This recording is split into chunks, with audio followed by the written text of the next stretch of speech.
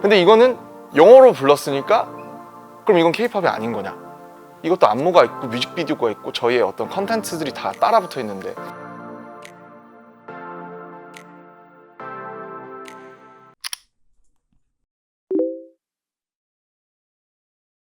그때는 사실 DNA? 아니 피땀 눈물 끝나고 DNA 할 즈음에 빌보드에 첫 초청돼가지고 2017년 5월 그 빌보드 장 내에서 저희 팬분들이 굉장히 많이 들어와 주셨어요. 그래서 저희가 상 받으러 갈 때 많은 분들이 환호해 주시는 걸 보고 아 우리 미국에 팬분들이 많아졌구나 라는 걸 실감하게 됐죠. 그때까지만 해도 미국에서 막 공연장 스타디움을 가거나 막 이런 적이 없었어가지고 그때까지는 막 미국에서 인기가 엄청나구나를 실감한 적은 없었던 것 같아요. 저는 또 기억나는 게 스타필드 갔을 때 뉴욕에서 저희가 처음으로 스타디움 공연을 했잖아요. 스타디움 투어를 돌기 전에 스타디움을 간 적이 있어요. 그때 너무 감격적이어서 사실 언어도 다르고 저는 영어도 할 줄 모르고 한데 제 말에 대답을 해주시고 하는 모습에 너무 감동을 받아서 맞춰 울었었거든요. 그때 생각했었던 것 같아요. 아, 지금도 우리가 뭐 인기나 이런 거 잘 모르겠고 우리는 우리 할 일 하겠다 이렇게 얘기하는 건 되게 예의 없는 말이구나라고 생각을 했었던 적이 있었던 거예요. 아 이제는 우리도 알아봐 주시는 분들이 굉장히 많고 더 잘해야겠다라는 생각을 하게 됐던 것 같아요. 저는 실질적으로 사실 해외에 계시는 뭐 미국뿐만 아니라 많은 분들이 이제 방탄소년단을 갖다가 좋아하고 좀 인식하게 된 건 쩔어가 컸던 것 같아요. 쩔어라는 곡이 있는데 그 뮤직비디오가 좀 뭐 지금은 보면은 약간 올드하지만 당시에 이제 뭐 카메라도 되게 좋은 거 쓰고 퍼포먼스도 되게 집중을 많이 해서 그 곡에 좀 뭔가 이렇게 소위 약간 좀 에너지 빡셈? 약간 이런 게 되게 어필을 하지 않았나. 그래서 저는 쩔어를 해외 팬덤에서 유달리 좋아한다는 느낌을 많이 받았었거든요. 공연을 할 때도 그렇고. 그 노래 뮤직비디오나 이렇게 좀 퍼포먼스 하는 방식을 좀 많이 좋아해 주시지 않았나라는 생각이 들어요. 그 뮤직비디오 이후 그 다음에 불타오르네가 나왔는데 그렇게 하면서 뭔가 좀 판도가 약간 변한 느낌? 신박했었죠. 예, 예. 좀 그런 느낌이 있었던 것 같아요. 생각해보면 컨셉이 독특했죠. 그렇죠. 진짜. 컨셉도 네. 독특했고. 예. 근데 뭐 사실 이제 그 수상을 떠나가지고 그 시상식에 가는 거잖아요. 저희는 이제 뭐 사실은 17년 초반이면 한국의 큰 시상식에서 첫 대상 한 번 받아서 이제 그런 거에도 되게 적응이 안 됐을 때예요. 그래서 솔직히 이제 제가 이런 질문을 받으면 아, 저 뭐 하나도 안 무서웠죠. 저희가 뭐가 꿀려요. 가서 그냥 했더니 됐습니다. 이렇게 멋있게 하면 좋겠지만 엄청 무서웠죠. 거길 간다는 것 자체가.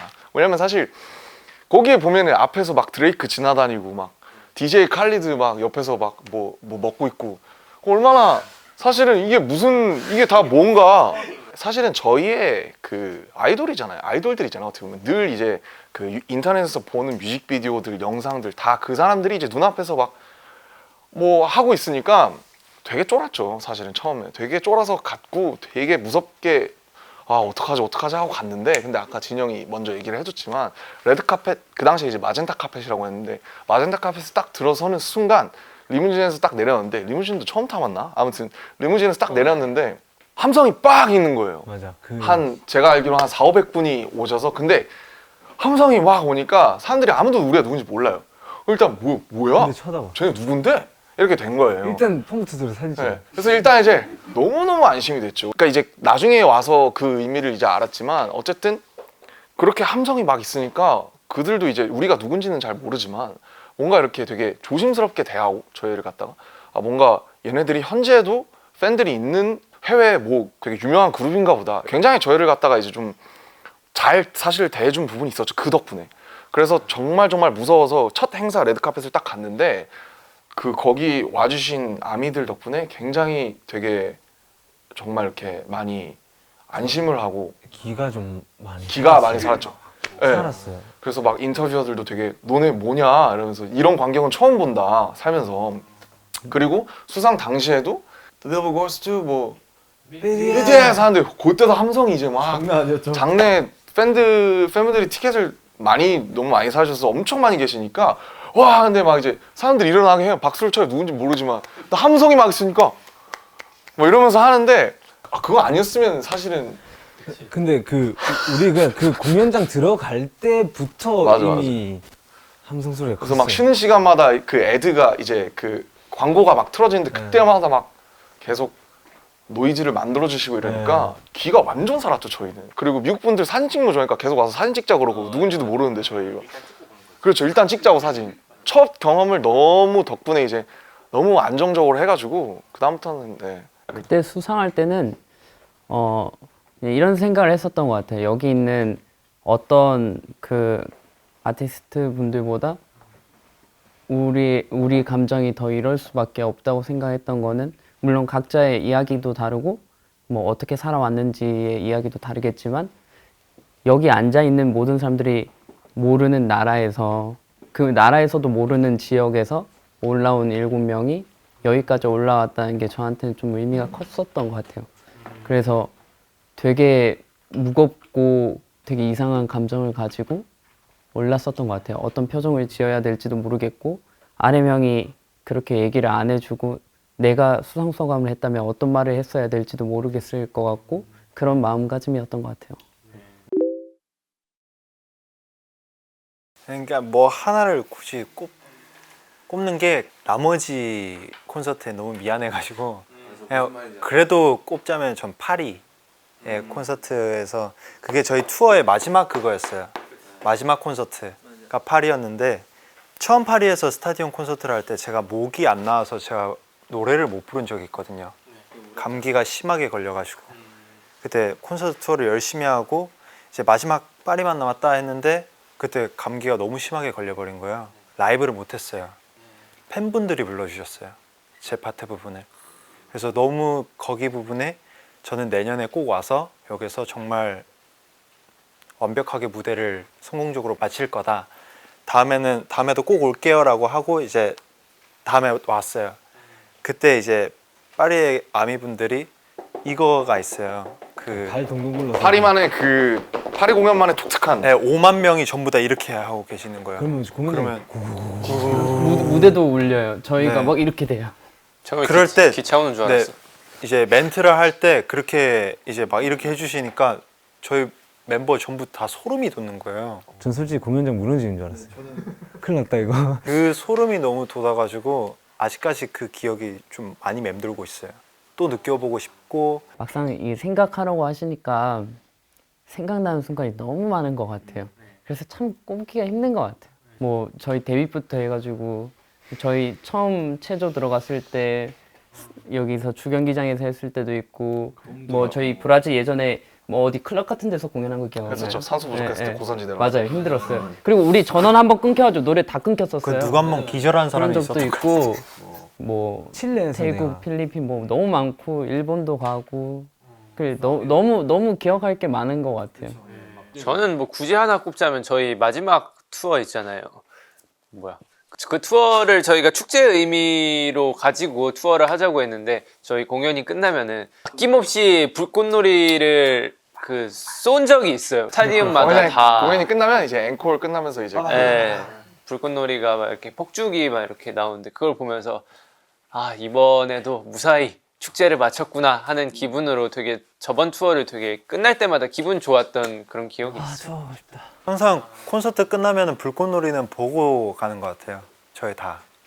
그게 너무 이뻐가지고. 불꽃놀이 폭죽에 너무 아낌없이 돈을 쓰다 보니까 진짜 화려해요. 저희는 사실 보통은 원래 하면은 이제 빨리 가야 교통 정리가 원활해가지고 저희가 빨리 가야 되는데 저희도 리허설 때 볼 수 없는 광경이니까 아 제발 이것만 보고 갈게요 이러면서. 비싸거든요. 리허설 때 못 보지. 맞지.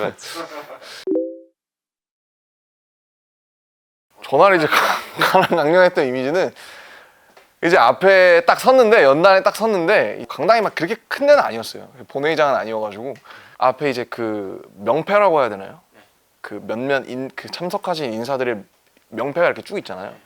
왕비, 대통령, 총리, 장관. 내가 살면서 저런 멀찍힐 수 없는 분들이 여기서 다 만나네. 약간 저 때 막 한 4, 5만 명 앞에서 공연도 하고 그럴 텐데 이 한 2, 300명 앞이 진짜 너무 떨리는 거예요. 그래서 진짜 내가 살다가 무슨 왕비님 앞에서 그 연설을 다 해보네 그런 생각이 이 짧은 시간에 되게 머릿속을 많이 스쳤고 저는 되게 안 떨었다고 생각했는데 나중에 영상을 보니까 이제 이 연설문을 들고 있는 손이 표정은 이제 뭐 그냥 그랬는데 이 손이 거의 What is your name? 거의 이러고 있어요. 그래서 많이 떨었구나. 진짜 많이 떨었죠. 그래서 그쵸 많이 떨었고 그 다음에 이제 사실 별로 궁금해할 부분은 아닌데 끝나고 이제 앉았는데 그 우리 그 인이어로 그 통역 들었잖아요. 맞아. 근데 이제 청와대에 소속되신 그 아마 뭐라고 해야 될까요? 통역사님이신 것 같았는데 와 너무 잘하시는 거예요 통역을. 그 어려운 거를 실시간으로 다 통역을 해주시는데 그게 너무 충격적이었어요. 세상에 이렇게 하는 사람이 있구나. 최고의 실력자실 거 아니에요. 그래서 그게 너무 충격적이었던 기억이 있습니다. 아, 네, 제가 그때 통역 그 귀에 끼는 거 있잖아요. 아무래도 제가 영어가 조금 미숙하다 보니까 그 이거를 통역을 들어야 되는데 이게 배터리가 다 나가는지 어느 순간 끊기더라고요. 이거를 누구한테 이거를 갈아달라고 할 수가 없어요. 이거 계속 여기 있어야 되니까. 근데 저는 내용은 듣고 싶은데 영어로 네, 제가 유추해야 되는 거예요. 이제 제 상상에 맡기는 거죠. 그걸 유출을 한다고? 단어 몇 개로 아 이런 얘기를 하고 있겠지? 상상의 나래를 펼쳤구나.